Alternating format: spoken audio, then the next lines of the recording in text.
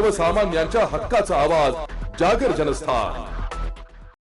येवला तालुक्यातील धुळगाव येथील कृषी व्यावसायिक वाल्मिक दौलत गायकवाड वर्ष 42 यांनी आपल्या 3.5 वर्षांच्या मुलासह राजेश रेल्वेखाली उडी घेऊन आत्महत्या केल्याची धक्कादायक घटना घडली आहे।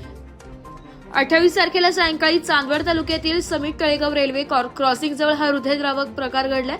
वाल्मिक गायकवाड हे परिसरात एक कष्टाळू आणि मनमिळावू व्यक्तिमत्व म्हणून ओळखले जात होते।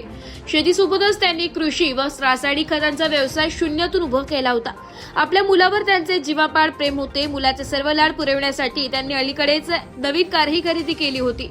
अशा परिस्थितीत अत्यंत शांत स्वभावाच्या वाल्मिक यांनी मुलाचा इतके टोकाचे पाऊल का उचलले याचे गूढ अद्याप कायम आहे।